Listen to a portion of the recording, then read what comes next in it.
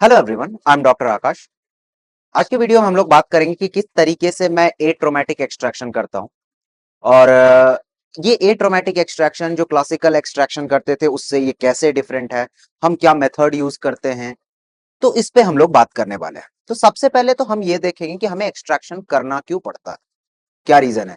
या तो टूथ जो खराब हो चुका है वो इतना खराब हो चुका है कि उसे हम रिस्टोर नहीं कर सकते हैं, या फिर जो स्ट्रक्चर यानी पेरिडोन्शियम टूथ को होल्ड कर रहा है वो इन्फेक्ट हो गया है, और इन्फेक्ट इतना हो गया है कि हम उसके जो पेरिडोन्शियम के जो स्ट्रक्चर्स हैं, जैसे कि बोन्स जो होल्ड करते हैं टूथ को, जिंजाइवा, ये इतने स्ट्रांग नहीं रह गए हैं कि वो टूथ को अच्छे तरीके से होल्ड कर सके, और उनका ट्रीटमेंट भी उस लेवल पे नहीं हो सकता है। तो उस कंडीशन में हम टूथ को एक्सट्रैक्ट करते हैं। तो मैं बहुत ज्यादा डिटेल में नहीं जाऊंगा कि टूथ को हम क्यों एक्सट्रैक्ट कर रहे हैं, क्या कर रहे हैं।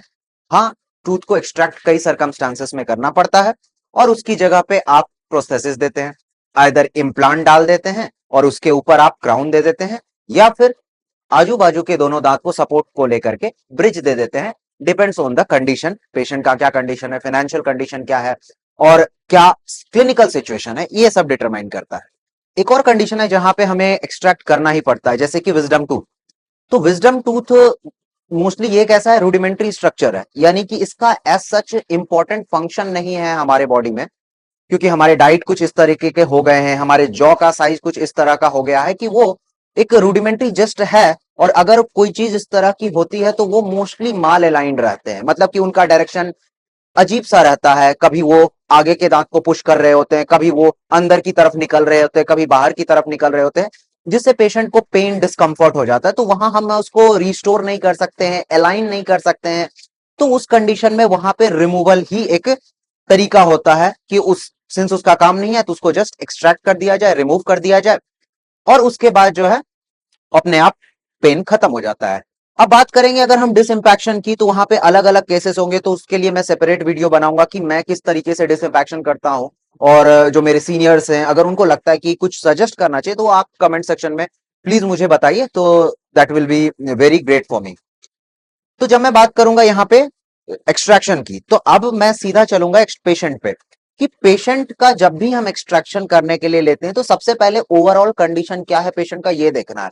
बात करेंगे कि किस तरीके से हम पेशेंट को एनालाइज करते हैं बिफोर एक्सट्रैक्शन, क्योंकि पेशेंट को हम ट्रीट कर रहे हैं, we are not treating the tooth. Even ये बात हम प्रोफेसर से भी सुनते आए हैं जो हमारे डेंटल स्कूल में हैं, हमारे प्रोफेसर्स, तो वो आप बोलते हैं आपको कि आप पेशेंट के ओवरऑल कंडीशन को देखो। तो यहाँ पे जैसे अगर मान लो पेशेंट एंजाइटी में, मैं डिजीज की बात में करूंगा, पेशेंट अगर एंजाइटी में है और उसके ऊपर हम जस्ट जो है हमारा ध्यान पूरा का पूरा है कि मुझे बस दांत निकालना है, पेशेंट किस कंडीशन में जा रहा है, अगर एंजाइटी में है तो उसका ब्लड प्रेशर बढ़ सकता है, पेशेंट सिंकोप में जा सकता है। तो सबसे पहले इंपॉर्टेंट होता है वी काउंसिल द पेशेंट, क्योंकि हमारे लिए ये जो काम है, ये टूथ की सर्जरी हो गई, एक्सट्रैक्शन हो गया, ये सब एक आम बात हो सकती है क्योंकि हम ये रोज कर रहे हैं। लेकिन वही पेशेंट जिसके लाइफ में वो 1 से 2 ट्रीटमेंट करवा रहा है, तो उसके लिए एक बहुत ही नई चीज है, एक एंजाइटी भरा प्रोसीजर है कि क्या होगा, दर्द तो नहीं होगा, या अगर दांत निकल गया तो इसके बाद क्या होगा। तो इन ये सब चीजें जो है पेशेंट के दिमाग में आती रहती है। तो हमारा ये काम है कि पहले पेशेंट को काउंसिल करें, फिर भी एंजाइटी कम नहीं हो रही है तो हम फार्माकोलॉजिकल यानी कि मेडिसिन वगैरह पे जा सकते हैं, जैसे डायजेपाम 5 mg वगैरह हम दे सकते हैं पेशेंट को, सो दैट पेशेंट रिलैक्स हो जाए। So we have to take care of the patient first. उसके बाद हम बात करेंगे कि चलो एक बार पेशेंट का ओवरऑल एनालिसिस कर लिए, इस पे मैं ट्राई करूंगा कि एक वीडियो प्रॉपर बनाऊंगा कि what are the things we should analyse. फिर हम बात करेंगे कि जिस टूथ को, जिस रूट पीस को हमें रिमूव करना है, जिस जड़ को रिमूव करना है, वहां के टिश्यू, आसपास के टिश्यू वगैरह कैसे हैं, इस चीज को समझना। टिश्यू को जो कि उस रूट पीस को या टूथ को सराउंड कर उसको इंस्पेक्ट करते हैं, देखते हैं कि क्या वो इन्फ्लेम्ड है इन्फेक्शन के कारण से, वहां पे किस तरीके से पेशेंट जो है, क्या वहां पे टच कर रहे हैं तो पेन हो रहा है पेशेंट को।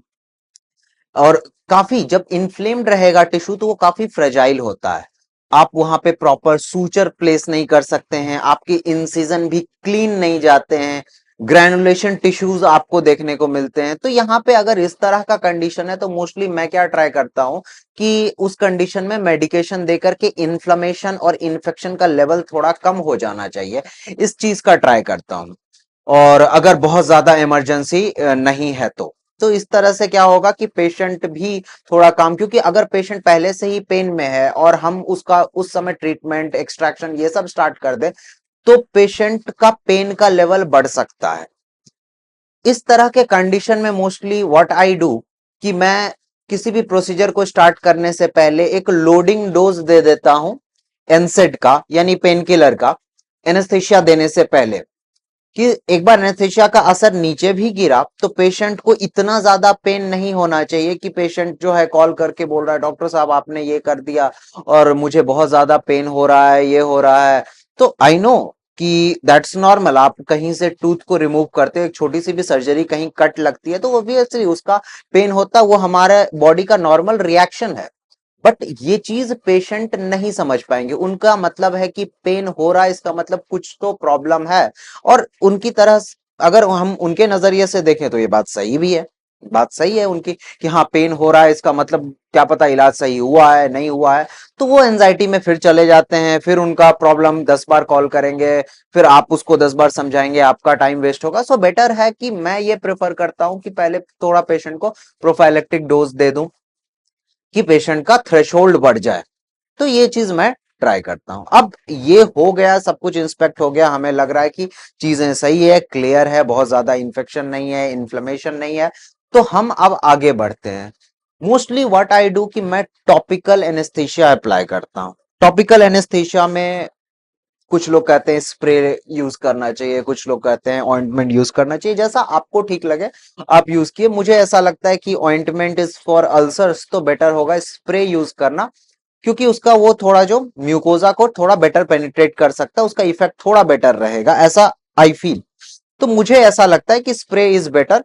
बट हाँ, मुझे हम लोग को ध्यान रखना पड़ेगा कि पेशेंट को अस्थमा नहीं है, पता चला पेशेंट को अस्थमा है और उसके मुंह में हम बहुत ज्यादा स्प्रे कर रहे हैं और उसके एरोसॉल हो गए हैं एंड पेशेंट स्टार्ट्स की वो खांसना स्टार्ट कर दिए, तो उस चीज को हमें थोड़ा अवॉइड करना पड़ेगा। कि हमें देखना होगा कि पेशेंट का कंडीशन का, अगर पेशेंट अस्थमेटिक है, वो थोड़ा सा स्प्रे किया, आपने देखा कि पेशेंट को वो अनईजी कर रहा है, तो उस कंडीशन में you can go for the gel. तो ये चीज हम लोग देखते हैं। एक बार हमने टॉपिकल एनेस्थेशिया इधर जेल हो या स्प्रे हो हमने अप्लाई कर दिया, उसके बाद we go for the block. अगर ये मैंडिबुलर है तो प्रॉपर ब्लॉक देना है। और वी नो ये तो हमें स्कूल से ही सिखाया जाता है कि इंफीरियर एल्वियोलर नर्व ब्लॉक ये देना रहेगा, बकल नर्व ब्लॉक ये देना पड़ेगा, कि इसको हम ब्लॉक करते हैं सो दैट वहां पे टूथ जो है वहां पे पेन ना हो, आप कोई भी प्रोसीजर करें तो। फिर उसके बाद अगर मैं मैक्सिलरी बात करूं तो अगर हम पोस्टीरियर टूथ को रिमूव कर रहे हैं तो वहां पे हम posterior superior alveolar nerve block देते हैं। बट यहां मैं मोस्टली प्रेफर करता हूं local infiltration, because since our maxilla is very porous, तो वहां पे हम डिपॉजिट जो करते हैं तो वो प्रॉपर एब्जॉर्ब हो जाता है और बेटर एक्ट करता है। और सिंस हम एक्सट्रैक्शन कर रहे हैं तो हमें पैलेटल साइड भी एनेस्थेशिया देना पड़ेगा। बट हमें देखना, बट एक्चुअली क्या ऐसा होता है कि बकल साइड तो उतना अनकंफर्टेबल नहीं करता है, बट सिंस पैलेटल साइड का जो जिंजाइवा रहता है वो बहुत ज्यादा स्ट्रांगली अटैच रहता है, तो वहां पे जब आप पुश करते हैं एनेस्थेशिया को तो बहुत ज्यादा पेनफुल होता है। तो हमें जो है ना थोड़ा स्लोली स्लोली करना पड़ेगा। और जैसे लगेगा कि हाँ पेशेंट थोड़ा थ्रेशोल्ड बढ़ गया है, then we can start with the proper anaesthesia. ज्यादा प्रेशर हम थोड़ी देर बाद लगाते हैं सो दैट पेशेंट को बहुत ज्यादा पेन ना हो, इस तरह। तो एक बार एनेस्थेशिया खत्म हो गया और एनेस्थेशिया का काम हो गया आपका, आप रुकते हो, लेट द एनेस्थेशिया एक्ट। और उसके बाद अब ये डिपेंड करता है, किसी में बहुत जल्दी एक्ट भी कर जाता है, कुछ थोड़ा सा टाइम भी लग जाता है, depend upon the condition of the patient क्या है और आपका मेथड क्या है, आपने स्लोली इंजेक्ट किया या नहीं किया है, तो ये सब चीज मायने करता है। एक बार ये प्रोसीजर हो गया है तो व्हाट आई डू कि मैं थोड़ी देर रुकूंगा और जब तक मैं रुका हूं पेशेंट से और बातें करूंगा सो दैट उसको कंफर्टेबल करवा दूं। एक बार कंफर्टेबल पेशेंट हो गया, एनेस्थेशिया एक्ट हो गया है, तो मैं वन मोर राउंड जाऊंगा एनेस्थेशिया का ही, बट यहां पे अलग तरह का एनेस्थेशिया होगा जिसे हम इंट्रा लिगामेंट्री एनेस्थेशिया कहते हैं। ये ऐसे कभी मतलब कुछ लोग कुछ डॉक्टर देते हैं, कुछ डॉक्टर नहीं देते हैं, कभी रिक्वायर्ड है या नहीं है, तो ये डिपेंड करता है डॉक्टर्स पे। बट मैं पर्सनली जो है मेरे हिसाब से ये देना चाहिए, मुझे ऐसा लगता है देना चाहिए कि ये पेन को थोड़ा और कम कर देता है। इसमें आप बहुत ज्यादा एनेस्थेसिया डिपॉजिट नहीं करते हो। यहाँ पे हम बोन और टूथ के बीच जहां हम एलिवेट करने वाले होते हैं एलिवेटर लगा करके, वहां पे मैं निडल को पुश करके और एक प्रेशर के साथ एनेस्थेसिया देता हूं। और मैं ये ध्यान रखता हूं कि कभी भी ये जो एनेस्थेसिया है मैं बिना रीजनल एनेस्थेसिया के ना दूं, बिना इन्फिल्ट्रेशन के ना दूं, क्योंकि ये काफी पेनफुल होगा अगर मैं डायरेक्टली इंट्रा लिगामेंट्री एनेस्थेसिया दे दूं। तो ये मैंने इंट्रा लिगामेंट्री क्यों दिया, सो दैट जो पेशेंट का पेन वगैरह भी हो जब मैं टूथ को एलिवेट कर रहा हूं या टूथ को लग्जेट कर रहा हूं, वेजिंग कर रहा हूं, तो ये ना हो। तो मोस्टली इस तरह से मैं ट्राई करता हूं। एक बार इंट्रा लिगामेंट्री एनेस्थेसिया दे दिया मैंने, तो अब जो है वो पोर्शन वो रेडी है मेरा site for the extraction. Anaesthesia act हो चुका है नाउ। अब जैसे हम डेंटल स्कूल में पढ़ते थे, समझते थे, सीखते थे, what we used to do, हम मून्स प्रोब लेते थे और जिंजाइवा को रिट्रैक्ट करते थे। जिंजाइवा को जितना हम रिट्रैक्ट कर सकते थे उतना रिट्रैक्ट करते थे, और उसके बाद हमें डीप ग्रिप लेते थे with the help of forcep. अगर हम मैंडिबुलर टूथ को रिमूव कर रहे हैं तो मैंडिबुलर ग्रिप लेते थे, मैक्सिलरी फोर्सेप यूज कर, अगर मैक्सिला का टूथ को रिमूव करना है मैक्सिलरी फोर्सेप यूज करके डीप ग्रिप लेते थे और हम टिल्ट करते थे, और टिल्ट करके एक प्रेशर लगाते थे और टूथ को रिमूव कर देते थे और बकली टिल्ट करते थे।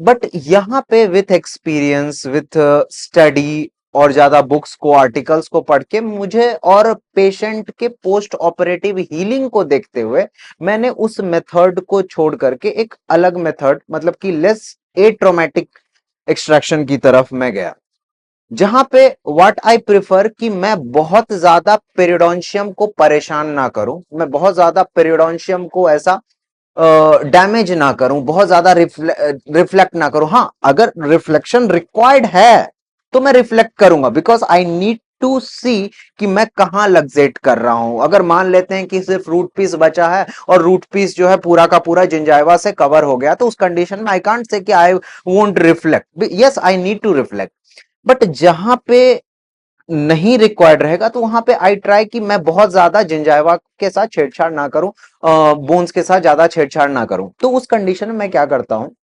कि अगर रिक्वायर्ड नहीं है तो आई टेक अ लग्जेटर, और जहां मैं देख रहा हूं कि पाल्पेट करके लग्जेटर को टूथ और जिंजाइवा के बीच में पुश करता हूं।